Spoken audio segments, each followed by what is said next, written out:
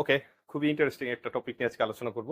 যেহেতু as a student of biology, আমরা যখন বায়োলজি পড়তে যাই, একদম শুরুর যে ক্লাসটা আমাদের ছিল, সেখানে আমাদের টপিক ছিল হোয়াট ইজ বায়োলজি। তো বায়োলজির ডেফিনেশন যখন পড়তে যাই, এইরকম বায়োলজি শব্দটাকে মূলত দুইটা ভাগে ভাগ করা যায়। একটা হচ্ছে বায়োস, এই যে বায়ো অংশটা, আর একটা হচ্ছে লোজোস। আমি যদি আরেকটু ডিসক্রিপ করে লিখি তাহলে বায়োস আর হচ্ছে LOGOS, লোজোস, এই দুইটা হচ্ছে গ্রিক ওয়ার্ড। বায়োস একটা গ্রিক ওয়ার্ড এবং লোজোস একটা Greek word. Bios means life এবং লোজোস মিন্স নলেজ। বায়োলজি শব্দটা যেই দুইটা গ্রিক শব্দ থেকে এসে, সেটা হচ্ছে বায়োস এবং লোজোস। এর মানে হচ্ছে লাইফ সম্পর্কে নলেজ বা জীব। আমরা নর্মালি জীব বলতে লাইফ ফর্মকে বুঝি। এটার মানে হচ্ছে যে জীবন সম্পর্কে জ্ঞান।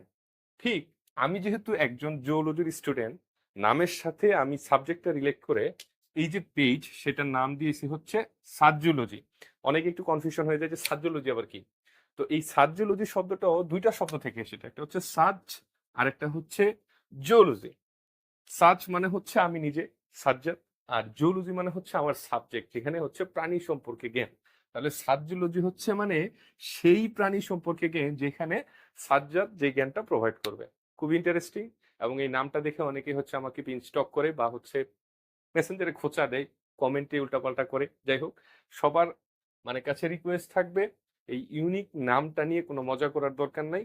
আমি একজন জিওলজির স্টুডেন্ট হিসেবে নামের সাথে সাবজেক্টটা রিলেট করে জাস্ট কোচিং এর নামটা দিয়েছি সার্জিওলজি। একটা আনকমন, আমার কাছে ইউনিক মনে হয়েছে, অনেকের সাজেশন ছিল এটা।